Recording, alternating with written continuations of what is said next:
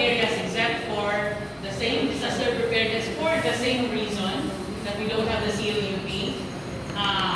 And environmental management sa una. So karon na ni pag-asa ang environmental management because the management is just that we need the certification from EMB that close na talaga ongoing man na pagkakot pa na ito.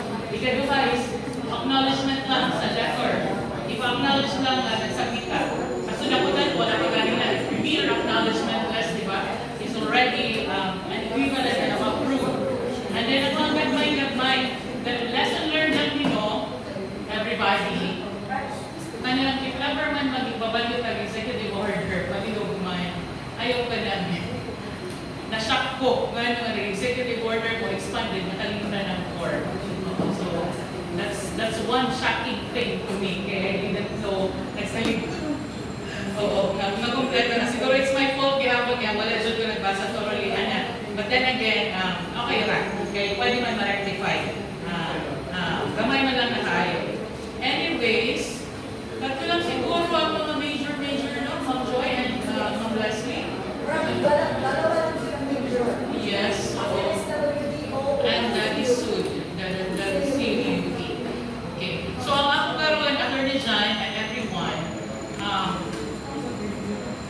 sa ako ba, if ever we really want to pass now, okay, SJLJ, I think now is the time. Okay, next year, kung imong katawon ang mga for profiling, they're very hard to pass na. So, ang ako is, karon is the time. So, ang challenge na ko sa inyo is, can we do it? If not, when?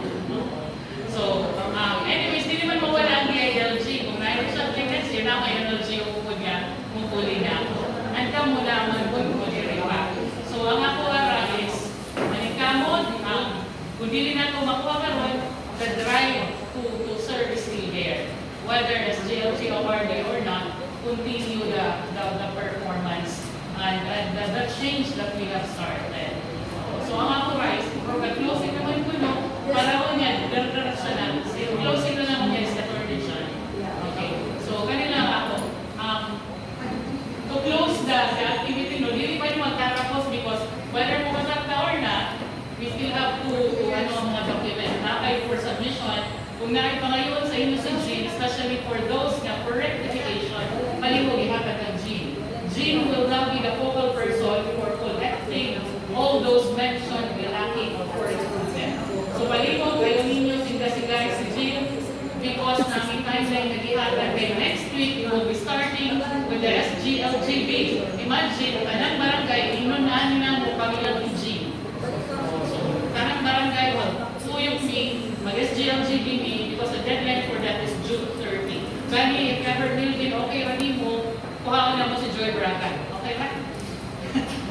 Muhuwag ni kay Wak Jupi Tao, if ever lang. If ever lang. Katong ba mga offices, mag-request with me kung pwede, mag-barangayan, I'm looking at certain. Kung lang kay tao nila na pwede magpahuwang sa ama, it would be much appreciated.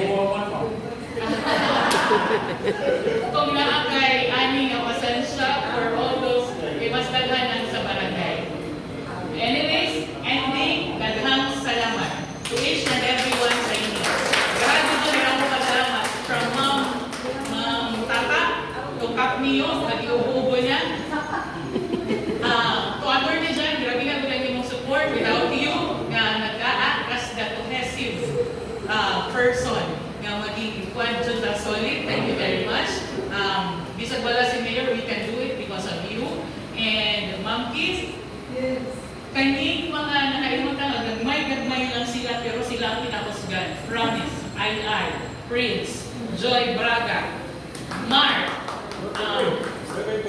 BPSO, Charlie, ang bilin ko kaayo, Doc Manet.